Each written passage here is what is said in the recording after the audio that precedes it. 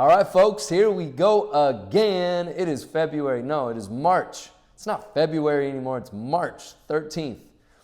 I'm indoors. I'm not outside today. I love doing videos when I'm outside because the backdrop is smashing. It's freaking amazing. It's excellent outside. It's so much nicer. I love it, but it's raining cats and dogs. It's very rare here in this part of California, but that's a matter of fact, okay? So all you're going to get in the background is the white wall. It is what it is. But the good news is you're probably not here for the backdrop. You may be here because you want to know more about the Wolf of Wall Street's book, The Way of the Wolf, as it pertains to the straight line selling system or sales system. So I've already made one video breaking down basically chapter 1, the introduction to the straight line selling system. And so far I've really been enjoying the book. And instead of just doing like a book review, I'm actually documenting my process of going through the book and the notes that I'm taking throughout each chapter. Plus I'll be sprinkling in to this recipe some of my practical experience, some of the application. That's what I'm sprinkling in this recipe of documentation here. The application that I am doing as it pertains to my sales job. Because yes, I'm starting over from scratch and I am focusing on wearing one hat right now, which is the sales hat. So as I go through the book and I explore these ideas and these concepts, I will be sharing what I'm finding and I will be sharing the experience that I'm having with the new level of education that I am acquiring, whether it's with the Way of the Wolf or some of the other folks that I am looking into right now in the sales space. So let's rock and roll. I am into chapter 2 right now, page 31 to be exact. Let's check it out, check it out, check it out, check it out. Boom. Chapter 2, inventing the straight line. And I must say, it's a really cool chapter. I really enjoy the story that he is telling based on how he got the bright idea of creating the straight line system. So yeah, it was back in the day and he, was struggling, having a hard time helping the other folks on his sales floor sell like him and his business partner. And that's how the straight line system came about. So I'm going to break down some aspects or parts to chapter 2 here as he introduces us in the book how he invented the straight line system. So all objections are just smokescreens. So these are the things that I'm reading and I'm learning and that I'm trying my best to keep in mind as I am working with prospects coming into the sales encounter with me day to day, week after week. And man, I'm going to tell you, on top of all this, it's really good to be feeling healthy again because I've been sick for the past week and a half now, excuse me. But anyway, so objections are just smoke screens for what's really holding the prospect back, which is a lack of certainty. Now, if you watched the first video on chapter 1, it was breaking down the 3 10s and getting people to go from absolute uncertainty to absolute certainty in regards to trusting the product, the idea, the concept, the service, me, which is also going to include connecting with me and trusting the company and connecting with the company. And then also the 2 different types of certainty, which happen to be logical certainty and emotional certainty. So that's a recap on what was being shared in the first chapter. And that's in regards to now what is occurring when objections come up. They're not really the objection on the surface level. They are actually having an issue with certainty. So all answering an objection will do is force the prospect to shift to a new objection. And if that ain't true, folks, because I am new to selling in this fashion where I'm just selling, I'm not, say, running the business, or I'm not the business owner or the coach or the XYZ, the manager, you name it, the list goes on. But I'm really finding this to be true because I'm getting to the end of the close, or the second half of the close, where the presentation occurs and the close occurs, and answering an objection just brings up another objection. So I really like that he put that in the book, and that's what he's expressing, because the root problem still hadn't been addressed. So all answering an objection will do is force the prospect to shift to a new objection because the root problem still hadn't been addressed.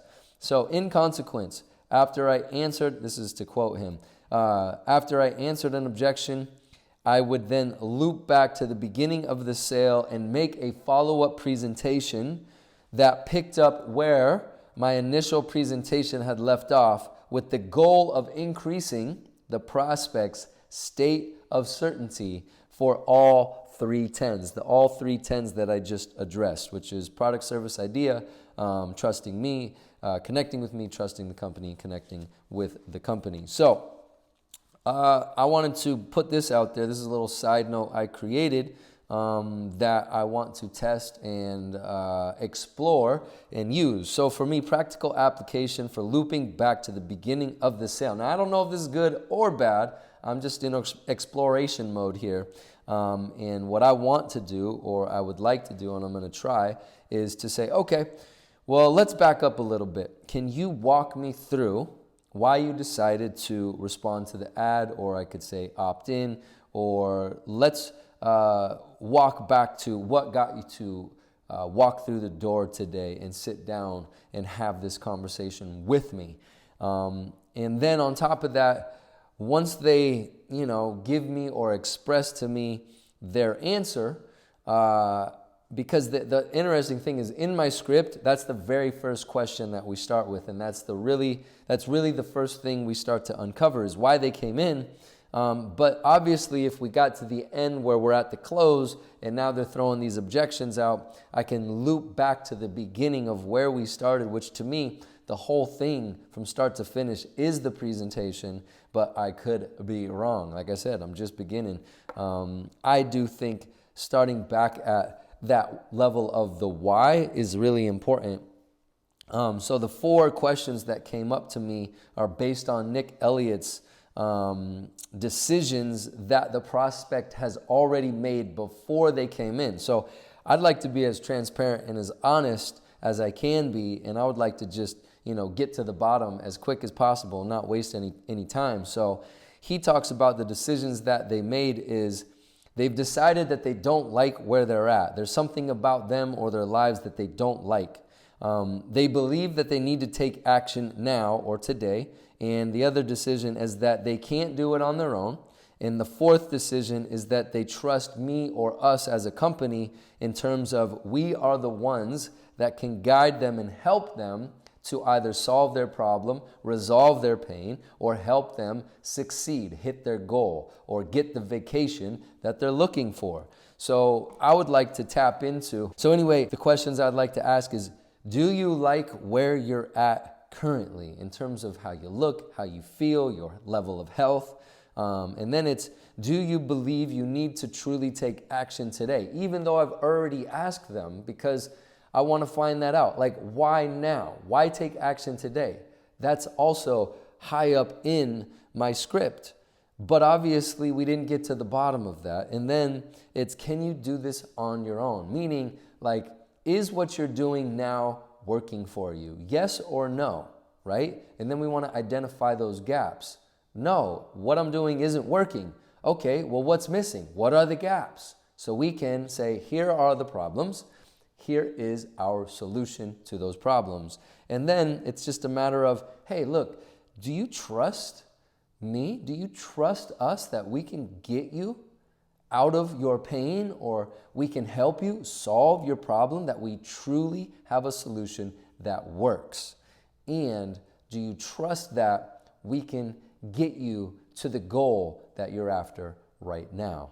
So it's really backing down and getting comfortable for me with knowing that objections are going to come up. Of course, there's going to be lay down sales, and that will happen. That's just not going to be every single encounter. So the more often than not, we're going to be dealing with these objections. So that's one area of the selling or sales process I'd like to improve, and I don't know a ton about, but I am having a little difficulty with doing that because I get a little lost in terms of what looping back really is about, in terms of like, what does that sound like? I've never really listened to other people in the middle of a sale loop back to really identify what they're doing. Now, I can read it on paper or in a book, but I like to see it in action because that allows me to personally go deeper and connect to the actions I could be taking when I'm in the process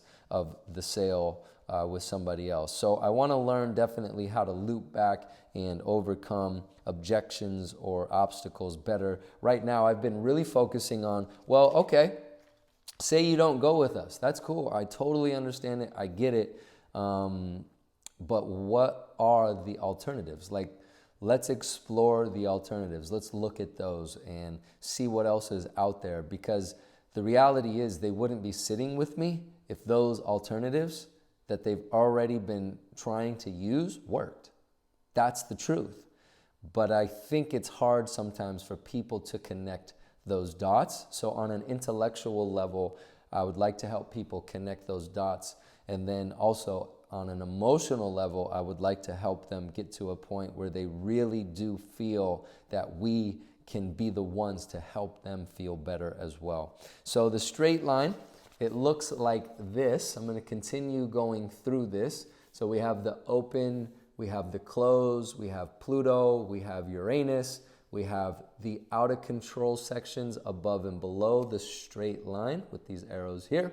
And then we also have between here and the straight line the areas in which we are in control. And I really like how he breaks this down, because he talks about when I'm on the line, okay, when I'm on the line going from open to close, that I'm talking. The prospect is listening. He says, when I'm off the line slightly above or below, and the key point there is slightly above or below, not way off in Pluto or down in Uranus, when I'm off the line slightly above or below the line, the prospect is talking. I am listening, which is super cool, because it helps me use a gauge when I'm in the process and feel out if we're getting way too far off in the cosmos, or we're getting way too down dark and deep into the gutter, and we're way too far away from the straight line. So that is a nice gauge for me. And it also reminds me that, yes, I'm there to talk. I'm there to use my words. Absolutely. And the prospect is there to listen. Like, I am the authority or the coach or the mentor in this mentor-mentee relationship during the sale, but I also can understand that I need to listen. And for me, that's really big, because I truly believe when people are expressing what they're going on, they're able to get down into that emotional state and not so intellectual, to where they can have a deeper experience with what we can help them solve. So he also said there's two crucial things that happen here. One is developing immediate massive rapport on a conscious and unconscious level. To me, that's it's the intellectual and the emotional level. And then two, the second thing that happens here, when we're in control of the sale, we're gathering massive intelligence. And Jordan really pointed out, he's not talking about qualifying. He's talking about gathering massive intelligence. So that's the listening aspect to really what's going on, what the prospect is really struggling with, and what their pain really is, and what they're really looking for or looking to accomplish. So let's move on to page 42 and 43, the basic tenets of the front half of the sale. One is, I must take immediate control of the sale. Two is, I must engage in massive intelligence gathering while simultaneously building massive rapport with my prospect. And three, I must smoothly transition into a straight line presentation so I can begin the process of building absolute certainty for each of the 3 tens that I've already mentioned. So this is the Wolf's 3 basic tenets of the front half of the sale. And these 6 things are occurring when I'm gathering intelligence. 1, I'm identifying their needs, the core needs and the secondary needs. 2, I'm identifying any core beliefs that could impact the sale. 3, past experiences with similar products or services. 4, identify their values. What's most important to them? What are they looking for? 5, identify level of wealth, spending ability that they need to have to feel good about themselves. And number 6 is where their pain lies. What keeps them up at night? That's bomb to me, because I know there's been plenty of times in my life where I've had things going on that have kept me up and had my motors spinning and getting all out of whack, unable to sleep, really wanting help with addressing those issues. So what's that one worry in their mind weighing them down like an anchor? And that's a quote that he has in there in this section in regards to number 6, where their pain lies. So I'll end with this on this page of note-taking. Here's my notes. Know your prospect's pain and amplify it if they're in denial about it. So, I'm just trying to look right now into the past few experiences that I've been having. Like 2 days ago, I had 100% close rate. Yesterday, struck out a big fat 0. Now, I could blame it on the rain. I could blame it on the coronavirus that's going around the world right now and all the panic and fear. But I want to take responsibility, and I want to see, what is it that I need to improve? But also this word here, how can I help them if they are in denial of the real problem, the root of what is going on that is stopping them from either being who they want to be or getting to where they want to go. So let's flip forward a little more, and I'm going to wrap this video up. The front half of the sale, once again, is about establishing control, rapport, and gathering intelligence. And the ultimate goal, this is what he says, the ultimate goal I need to keep in mind is my job is to increase the prospect's level of certainty as much as humanly possible, end quote. And so that brings up the question, well, how? Words, phrases, questions, tonality, and body language. And the later chapters after this one, because I have read ahead of this, really starts to address tonality and body language. And I'm just keeping all of this in mind as I go through my sales processes each day. So let's flip forward to the last page here that I have for my notes. There's a section in this second chapter where he really starts to talk about developing the skill of selling and how sales actually is a skill. And I really like some of these quotes that I found here in the book.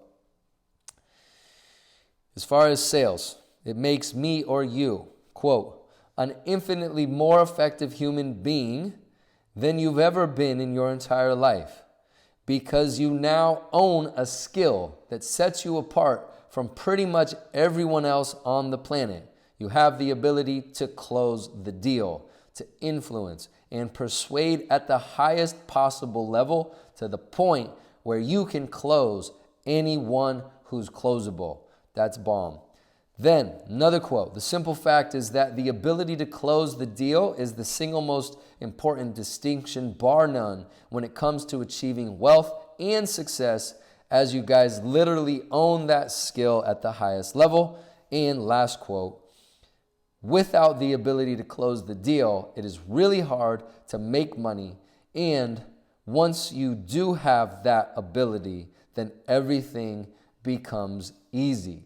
So I'm not in this only for the money, but as I've learned, owning my own business, that if I want to get to the levels I want to get to in terms of life, in terms of being of service, and in terms of impact, I need to know how to sell better, and I need to know how to easily replicate that with other people. And I need to go first. I need to lead from the front if I want to do the things that I would like to do. But again, it's not about the money. However, I must learn how to increase my capacity to make money, meaning generate profit, so that I can scale up. The greater I can scale, the greater impact I can have in my lifetime. So I would really like to get to this level where I'm able to effortlessly close deals and make money on the level that I would like to where this ability that I have built makes everything become easier. So that's really, really, really a goal of mine. And we're going to get into the second half of the straight line, because right now we've really been focusing on control, rapport, and gathering intelligence. But the second half, we're going to tap into the aspect of asking for the sale and looping back to handle objections in order to increase certainty within the 3 10s. And then also, this is where he starts to talk about addressing or working on lowering the action threshold or raising the pain threshold. So I don't know a ton about those so far. I will be making another video where we're going to go deeper into the back half of the sale, and also body language, tonality, and the importance behind the words we say, and also the things, like Nicholas Elliott says, it's not always about the things we say, it's really about the things we don't say. And that is all about taking a stand and standing up for ourselves and standing up for whoever it is in front of us and really letting them know now is the time. Now is the time to go for it and take care of yourself and become the new you, to go from the old identity to the new identity. Because really, this is all about helping people with transformation and become the best version of themselves. So without further ado, this is video number 2, chapter number 2, In the Way of the Wolf. I'm really enjoying the book. Obviously, I'm just scratching the surface. But the point here is I want to take you on my journey and document the process and continue to not just read this stuff one time, because that's not really learning to me. To me, it's about reading. It's about listening to others who would advise me, who actually have the experience that I want to acquire. But it's also about the repetition. It's not just the repeating when I'm in the trenches. It's also repeating what it is that I'm writing down, the notes that I'm taking, the things that I'm learning in these books. Repeating my notes is the type of repetition I need, because I'm the type of guy that needs to constantly be reminded, so that way it's hardwired into my freaking brain. I'm just not the photographic memory type of dude that reads things one time and then boom, it's all downloaded into my brain. So for me, it is all about repetition, and I'm sharing the process of learning as far as it concerns Mr. Cody's story over here. So I hope you enjoy these videos. Remember, if you got any questions or you have any feedback or you want to talk about things as they relate to life, to sales, character building, principles, XYZ, let me know, because I want to keep this conversation open and I want to get to know you and your story more as I continue to share more of me and my story and what I'm going through. Going from broke, going from debt, starting all over from scratch at 38 years old and rebuilding, folks, rebuilding, and also improving who I am as a human being and improving my capacity to help. All right, that's it. That's all I got to say. We're at 25 minutes, and this is, thanks to my girlfriend, one of my little puppies. This is the Cinnamon. Isn't she so cute? She is a beautiful little rescue. This is my little munchkin. One of our munchkins. We have 3 munchkins that my girlfriend adopted that, because we're together, I adopted as well. And this is just another reason why I do love my girlfriend. She is so sweet, and she cares about people, animals, and the planet so much, which is a big attractor. It's like a freaking magnet of positivity. So anything. Anyways, that's all I got to say. Peace out. I'm chucking the deuces. God bless, and can't wait to make another video. Alrighty.